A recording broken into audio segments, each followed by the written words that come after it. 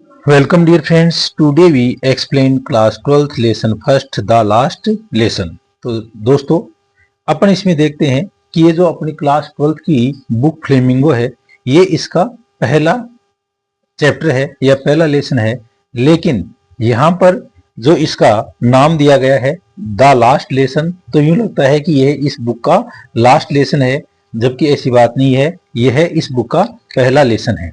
अब ये last lesson किस रूप में इसके अंदर बताया गया है तो इसके बारे में मैं आपको बताना चाहता हूं कि फ्रांस के दो डिस्ट्रिक्ट हैं, एक तो अल्सेस और लोरेनी। फ्रांस है, इसके दो डिस्ट्रिक्ट हैं, एक तो अल्सास एक लोरेनी, और इन दोनों डिस्ट्रिक्ट के ऊपर पर्शिया है इसका कब्जा हो जाता है, यानी पर्शियन सोल्जर्स हैं वो इसको विजिट कर लेते हैं। और ऐसी स्थिति के अंदर ये दो डिस्ट्रिक्ट हैं, इन दोनों डिस्ट्रिक्टों के अंदर अब नए आदेश आ जाते हैं कि यहाँ पर अब फ्रांस भाषा की जगह जर्मनी भाषा है वो पढ़ाई जाएगी। स्कूलों के अंदर फ्रांस भाषा की जगह जर्मन भाषा है ये पढ़ाई जाएगी। और इस प्रकार से जो अल्सेस और लोरेनी दो डिस्ट्रिक्ट हैं उनके अंदर वहां का जो टीचर है, ये जो पूरा चैप्टर है, इस चैप्टर के अंदर मुख्य पात्र हैं वो दो हैं, एक तो फ्रांस या फ्रेंच और दूसरा है एम हेमल। ये दो यहाँ पर पात्र हैं। तो ये तो स्कूल के टीचर हैं जो क्या पढ़ाते हैं, जो फ्रांस भाषा के अंदर वहां की स्कूल के अंदर पढ़ा रहे हैं, और ये फ्रेंच है वो वहां का स्टूडेंट है। तो यहाँ पर एम हेमल है वो सभी लोगों को बुलाता है, वहां पर स्कूल के अंदर इकट्ठा करता है और कहता है कि आज हमारा फ्रांस भाषा का अंतिम लेसन होगा। तो लास्ट लेसन क्या है यहाँ पर, द लास्ट लेसन है वो है lesson teach you in French language. French language के अंदर पढ़ाया जाने वाला ये आपका लेसन होगा। तो ये पूरा का पूरा जो द लास्ट लेसन है उसकी अपन समरी हिंदी के अंदर यदि वर्णन करना चाहें तो क्या है कि फ्रांस एक देश है और फ्रांस देश के दो डिस्ट्रिक्ट हैं, एक तो अल्सेक और लोरेनी।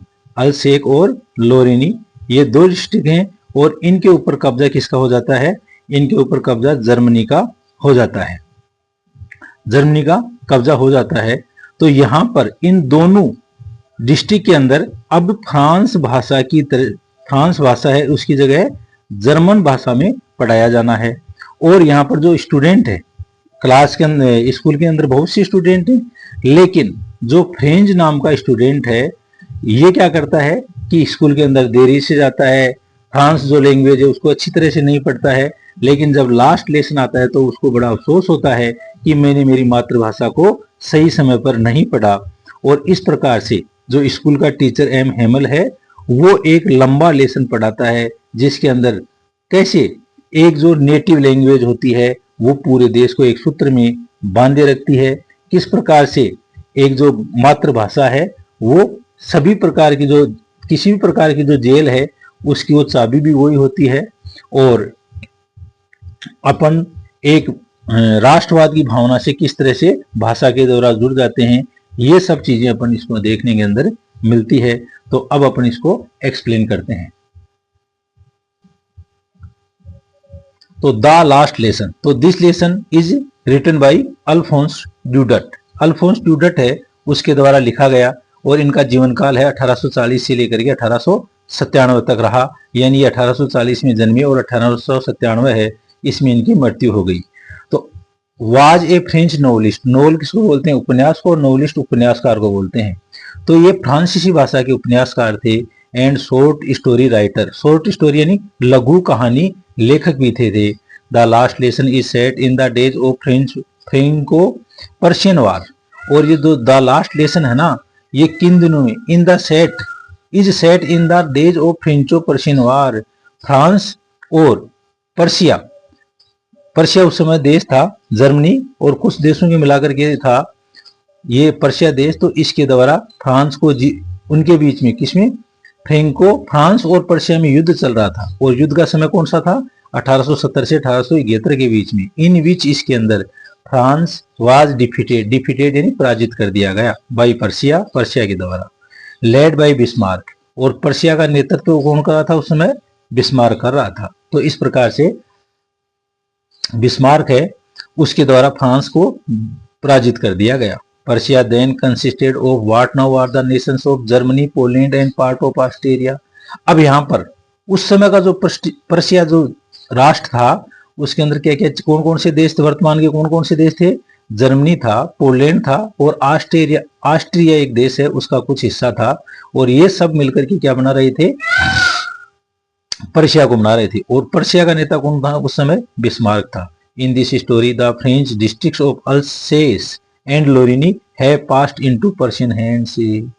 और इन दिस स्टोरी, इस कहानी के अंदर ये बताया गया है, जो द लास्ट लेसन जो कहानी है इसमें बताया गया है कि किस तरह से फ्रांस के दो जिले, डिस्ट्रिक्ट दोस्तों जिलों को बोलते हैं, कि अल्सेस और लोरिनी दो जिले हैं वो पर्शिया के हाथों में चले गए। रीड द स्टोरी, अपन को कहानी को पढ़ना है। टू फाइंड आउट, पता लगाने के लिए, what effects this had on life at school, कि ये दो डिस्ट्रिक्ट या जिले हैं, कौन से? अल्सेक और लोरिनी। ये जब फ्रांस जर्मनी के हाथों में या पर्शिया के हाथों में चले जाते हैं तो इनके जो विद्यालय जीवन है उसके ऊपर क्या फर्क पड़ता है। तो उनका जो विद्यालय जीवन है उसमें क्या क्या फर्क पड़ जाएगा कि एक तो यहाँ पर अल्सेक और लोरिनी की जो स्कूलें हैं ना, वहां पर फ्रांस की जगह जर्मन भाषा है उसमें पढ़ाया जाना सुनिश्चित किया गया। तो अब अपन देखते हैं, notice these expressions in the text. Text यानी इस टेक्स्ट बुक के अंदर ये जो मीनिंग है इनको देखना है। Infer there meaning from the context, और इस कॉन्टेक्स्ट के संदर्भ के अंदर इनका क्या अर्थ दिया गया है ये अपन को बताना है। तो इन ग्रेट ड्रीड ऑफ यानी भय, एक बहुत ज्यादा भय के अंदर, काउंटेड ऑन यानी भरोसा करना, थम्ब्ड एट द एजेज यानी जो अपने अंगूठे के घिसे हुए निशान, किनारे के घिसे हुए निशान। इन यूनिसम यानी एक लय के अंदर, एक साथ। एक ग्रेट बसल बोलते हैं वेरी ग्रेट नॉइज यानी बहुत ज्यादा जो हो हल्ला होता है उसको अपन बसल बोलते हैं। तो एक ग्रेट बसल। रिप्रोच और सेल्फ विथ, रिप्रोच यानी फटकार लगाना, झिड़की लगाना, तो अपने आप को कोसना या फटकार लगाना। तो ये इन चीजों का अर्थ आ गया। अब अपन इसका हिंदी एक्सप्लेनेशन करते हैं, line to line Hindi explanation. I started for school very late, started यानी शुरू करना, स्कूल यानी विद्यालय, वेरी लेट बहुत देर से, दैट मॉर्निंग मैं उस दिन विद्यालय के लिए देरी से शुरू हुआ, and was in great read of scolding यानी फटकार या झिड़क, और मेरे अंदर इन ग्रेट रीड बहुत ज्यादा भय था, फटकारने का, स्पेशली क्योंकि, विशेष रूप से, स्पेशली यानी विशेष रूप से, बिकॉज एम हेमल कौन है? एम हेमल है वो इसका सेंटर कैरेक्टर है इस कहानी का। एम हेमल वहां की स्कूल का अध्यापक है। Because M Hemal had said, क्योंकि एम हेमल कह चुका है, that he would question us on participles. Participles किसको बोलते हैं? क्रिया का जो तीसरा रूप है उसको बोलते हैं, क्योंकि वह क्रिया के जो रूप हैं उनके ऊपर आपको क्वेश्चन पूछेगा। तो इस चीज का भय है वो, यहाँ पर जो राइटर है ना, आई कौन है? फ्रेंच है। तो फ्रेंच के दिमाग में आता है ये चीज। I thought and I did not know the first word about them, और मेरे को तो इन पार्टिसिपल्स है ना, इनका पहला वर्ड है वो भी, उसकी भी जानकारी नहीं थी। फॉर ए मोमेंट, एक क्षण के लिए। I thought of running away, मैंने सोचा कि रनिंग अवे यानी कहीं दूर भाग जाऊं, and spending the day out of doors, spending यानी खर्च करना, बिताना, डे यानी दिन, आउट ऑफ डोर्स यानी घर के बाहर, और मेरा जो दिन है वो घर के बाहर ही बिता लूं। It was so warm, it किसके लिए यहाँ पर प्रयुक्त है? दिन के लिए। तो इट वॉज सो वार्म, और यह दिन बहुत गर्म था। सो ब्राइट, बहुत ज्यादा चमकीला था, बहुत ज्यादा धूप वाला था।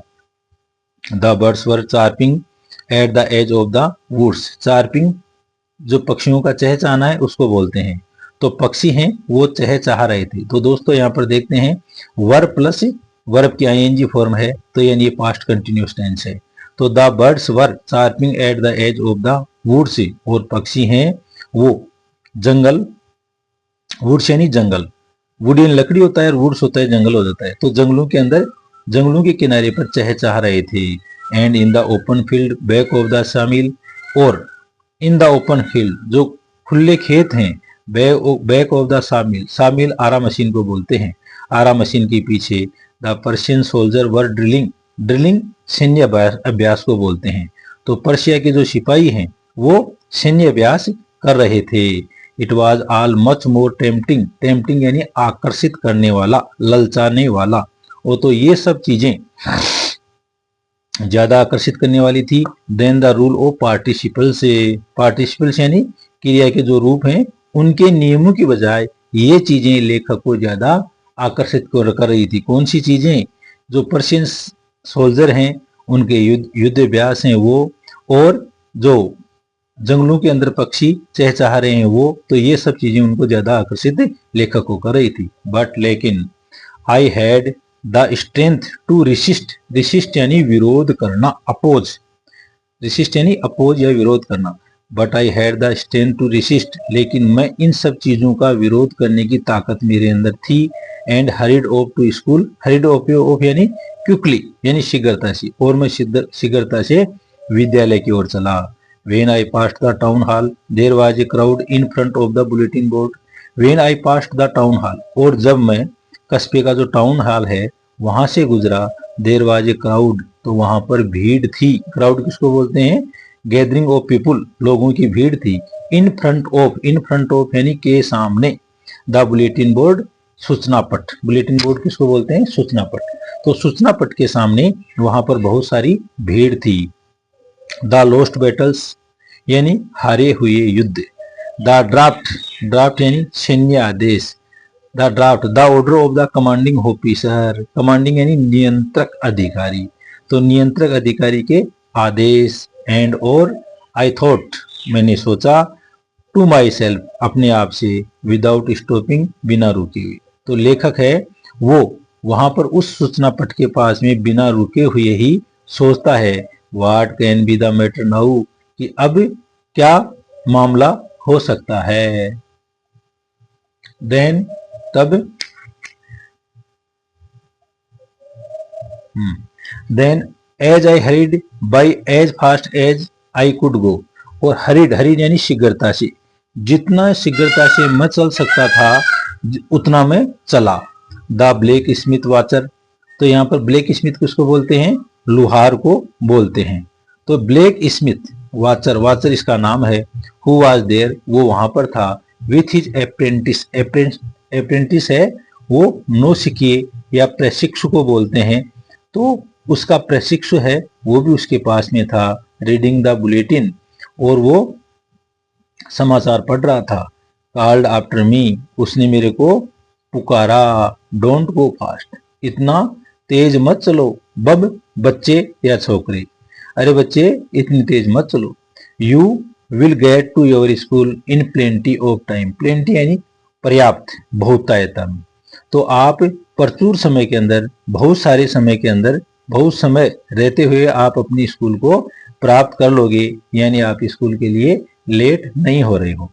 आई thought he was working fun for me, और मैंने सोचा, he was making fun for me, वह मेरे लिए मजाक कर रहा है। फन किसको बोलते हैं? मजाक को बोलते हैं। And reached M Hamel's little garden, और मैं एम हेमल के छोटे से गार्डन के पास पहुंच गया।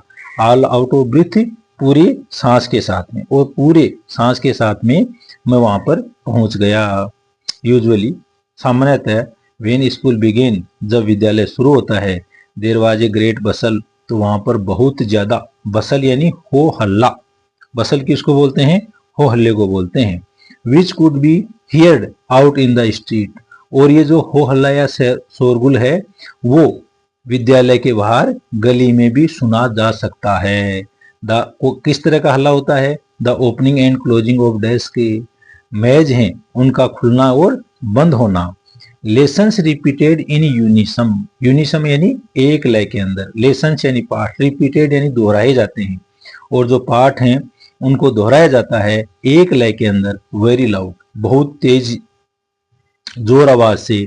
With over hand, hands over, over ears to understand better, और इस आवाज को यदि अपन अच्छी तरह से समझना चाहें तो हमें हमारे जो कान है ना वो उसके ऊपर हमारे हाथ रखने पड़ेंगे।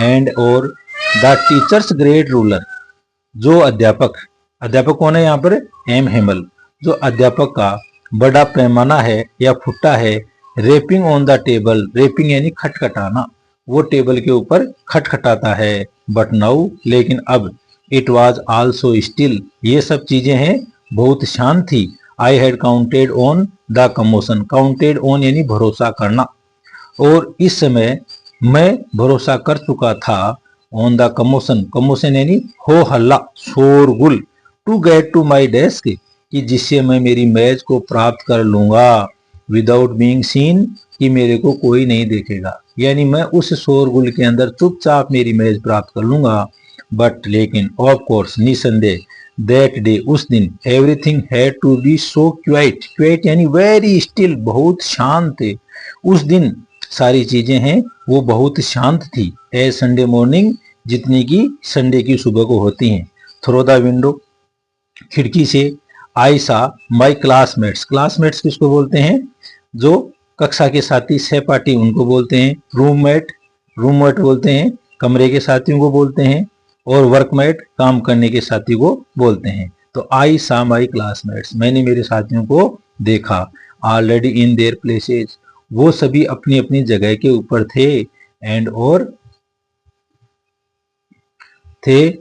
और M Hamel walking up and down, M Hamel है वो इधर उधर घूम रहा था, with his terrible iron ruler, अपने भयानक लोहे के रूलर, रूलर यानी पैमाने के साथ में, अंडर हिज आर्म, और उस पैमाने को अपनी भुजा के अंदर दे रखा था, I had to open the door, और मैंने दरवाजे को खोला, and go in before everybody, और मैं प्रत्येक व्यक्ति के सामने गया, यू कैन इमेजिन, और आप इस समय कल्पना कर सकते हो, हाउ आई ब्लस्ड, कि मैं कितना श्रम से, ब्लिस्ड कितना श्रम से लाल था, and how frightened I was, और मैं कितना ज्यादा भयभीत था। तो दोस्तों आज का ये जो लेसन है इसमें इतना ही, और अपन धीरे धीरे जो क्लास 12 के एनसीईआरटी के सभी इंग्लिश के लेसन हैं उनके आंसर भी आपको करवाएंगे और उनको एक्सप्लेन भी कराएंगे। तो इससे आप चैनल से नियमित रूप से जुड़े रहें। Thank you.